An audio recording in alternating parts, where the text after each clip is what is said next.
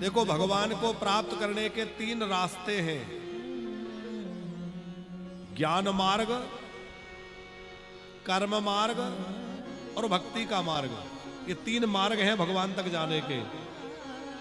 ज्ञानी ज्ञान के द्वारा, भक्त भक्ति के द्वारा और योगी सत्कर्म के द्वारा भगवान तक पहुंचने का प्रयत्न करते हैं। श्री सुखदेव जी महाराज कह रहे हैं, राजन, चाहे कोई ज्ञाला हो चाहे भक्ति योगी हो, सबका फल यही है कि अंत समय में जब हमारी मृत्यु का समय आए तो हमारा मन कहीं यहां वहां ना हो। अंत समय हमारा मन कहां हो? भगवान की याद में। क्योंकि अंते या मति सा गति, आखिरी समय मरते समय जिसका ध्यान करते करते शरीर छूटेगा वैसा ही स्वरूप मिल जाएगा। और आखिरी में कौन याद आएगा? जिससे ज्यादा प्रेम होगा। पत्नी से अधिक प्रेम है तो वो याद आएगी, पुत्र से अधिक प्रेम है तो वो याद आएगा, संपत्ति से ज्यादा प्रेम है तो वो याद आएगा, और भगवान से ज्यादा प्रेम है तो भगवान याद आएंगे। इसलिए बार बार कहा जाता है कि भैया प्रेम केवल परमात्मा से करिए, क्योंकि मरते समय यदि हमारी वृत्ति कहीं इधर उधर भटक गई तो दोबारा जन्म लेना पड़ेगा, बार बार जन्म लेना पड़ेगा। अच्छा, एक विचार करने की बात है। आप लोग कहेंगे कि महाराज जी बार बार आप कहते हैं भगवान मिल जाए, भगवान मिल जाए, हमें भगवान को मिलने की इतनी आवश्यकता ही नहीं है। बहुत ध्यान से समझना, गंभीर बात कहने जा रहे हैं। कि कोई कहे कि बार बार आप कहते हो भगवान मिल जाए, भगवान मिल जाए, हमें भगवान को मिलना ही नहीं है, ऐसा भी हो सकता है। तो हम इसकी एक बात बतलाएं अनूप भैया,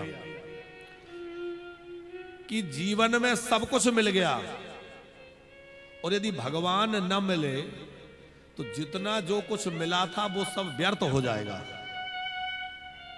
और जीवन में कुछ भी ना मिले और भगवान मिल जाए तो सब कुछ प्राप्त हो गया, कुछ भी प्राप्त करना शेष नहीं रह जाएगा। आप कहेंगे कैसे? तो आप विचार करिए, रावण के पास क्या नहीं था? ज्ञान था, बल था, संपत्ति थी, वैभव था। वो आजकल तो खूब हवाई जहाज का समय है, जहाज विमान सब है। रावण के पास उस जमाने में विमान था कि नहीं था? बताओ आप लोग। पुष्पक विमान, और वो भी साधारण विमान नहीं था। ईंधन का झंझट नहीं, पायलट की चिंता नहीं, मन की गति से चलने वाला। और विष्णु देव जी, उसकी विशेषता यह थी कि जैसे 100 लोग बैठना है तो उतना बड़ा हो जाएगा, और 1000 लोग बैठना है तो इतना बड़ा हो जाएगा, कभी छोटा पड़ता ही नहीं था। इतना विशेष विमान। संपत्ति की कोई कहे तो सोने की लंका। अरे हम लोग कितना सोना जुटा लेंगे, बहुत ज्यादा मेहनत करके कमा के 2-4 किलो इकट्ठा कर लेंगे। अब तो वो भी हमने सुना है 1.25 लाख 1.5 लाख तक पहुंच रहा है। कितना हो गया है? ऐसे ही कुछ है ना। तो हम लोग कितना इकट्ठा कर लेंगे? रावण का तो पूरा नगर ही सोने का था, तो वैभव में कमी नहीं थी, ज्ञान में कमी नहीं थी। रावण ने जीवन में सब कुछ प्राप्त कर लिया, पर रावण के जीवन में भगवान नहीं थे तो सब बेकार हो गया। आखिरी में पछताना पड़ा और मरना पड़ा। सब गया कि नहीं? और सबरी के जीवन में क्या था? न कोई बल था, न कोई विद्या थी, न कोई धन था, न कोई वैभव था, लेकिन राम जी मिल गए तो सबरी का जीवन धन्य हो गया और सबरी का नाम अमर हो गया है? प्रेम के कारण भगवान गीध को अपना पिता बना लेते हैं। प्रेम के कारण भगवान सबरी जी से मैया अपनी मैया बना लेते हैं। प्रेम के कारण भगवान निषाद जैसों को गले लगा लेते हैं, और प्रेम के कारण भगवान केवट जैसों को अपना मित्र बना लेते हैं। आप विचार करो, केवट के जीवन में, निषाद के जीवन में, सबरी के जीवन में, जटायु के जीवन में क्या था? कुछ नहीं था। लेकिन भगवान उनके जीवन में आ गए, और भगवान जीवन में आ गए तो कुछ भी पाना शेष नहीं रह गया, सब कुछ मिल गया। अच्छा, दूसरे तरह से समझें, व्यक्ति को कितना भी कुछ मिल जाए पर पूर्ति कभी नहीं होती कि अब बहुत हो गया, अब नहीं चाहिए। आपने अपने जीवन में ऐसा एक भी व्यक्ति देखा कि जो कहेगा अब कुछ नहीं चाहिए, अब बहुत धन हो गया, बहुत पैसा हो गया, संपत्ति बहुत, अब नहीं चाहिए? ऐसा देखा कोई? कितना भी वैभव आ जाए,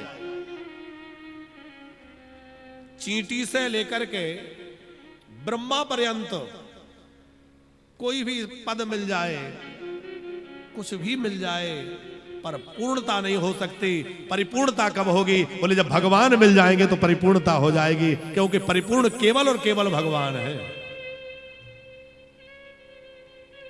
इसलिए बार बार कहा जाता है कि भैया सब कुछ मिला और भगवान न मिले तो सब बेकार चला जाएगा। गोस्वामी जी ने एक बड़ा सुंदर भाव दिया है कि राम नाम को अंक है, सब साधन है सून। बहुत ध्यान से समझना गणेश प्रसाद जी, राम नाम को अंक है, सब साधन है सून, और अंक गए कछु हाथ नहीं, और अंक रहे 10 गुण। जैसे किसी भी अंक के पीछे 0 लगा दो तो क्या होता है? वो 10 गुना अधिक महत्व हो जाता है। जैसे 1 का अंक लिखा है और 1 के पीछे 0 लगा दोगे तो कितना हो जाएगा? 10। 10 के पीछे 0 लगा दोगे तो 100 हो गया। 100 के पीछे 0 लगा दोगे तो 1000 हो गया। तो 10-10 गुना बढ़ रहा है कि नहीं? अच्छा, 0 कहे कि देखो मेरा कितना महत्व है, कि मेरे आते ही 10 गुना महत्व बढ़ जाता है अंक का। अंक कहे कि तुम्हें इतना अभिमान है तो हम हट रहे हैं। तो अंक सामने से हट जाए तो 1 0 नहीं, 2 0 नहीं, आप 1000 0 लगा दो, उनका कोई महत्व रहेगा? अरे बताओ ना। सामने कोई अंक ना हो, केवल 0 0 0 0 लिखी हो, कोई महत्व रहेगा? चाहे जितनी 0 लगा दो, कितनी भी शून्य रख दो, उनका कोई महत्व नहीं है, क्योंकि शून्य का जो महत्व है वो अंक के कारण है। भैया भगवान अंक है और सारे साधन शून्य है। यदि भगवान रहेंगे तो सब कुछ बहुत बड़ा हो जाएगा, और भगवान नहीं रहेंगे तो सब शून्य हो जाएगा। मान बढ़ो, धन धाम बढ़ो, और सुंदरता तन से लिपटी, घूमत द्वार गजेंद्र हजार, इंद्र घुसो कछो नाह घटी, मान बढ़ो धन धाम बढ़ो, और सुंदरता तन से लपटी, घूमत द्वार गजेंद्र हजार, इंद्र हुसो कछु नाह घटी,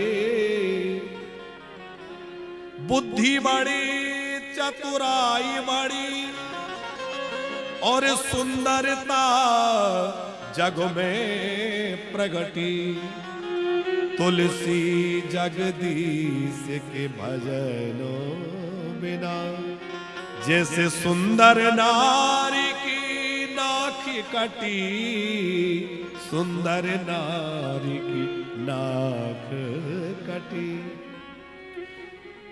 विष्णुदेव जी, गोस्वामी तुलसीदास जी अपनी एक रचना में कह रहे हैं कि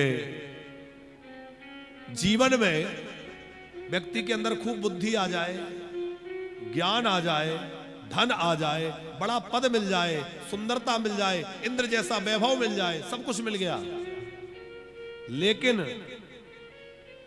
भगवान की भक्ति जीवन में नहीं आई तो जीवन कैसा है? बोले जैसे कोई स्त्री बड़ी सुंदर हो बड़े सुंदर आभूषण पहने हो, सजी धजी हो और उसकी नाक कटी हो, सुंदर लगेगी?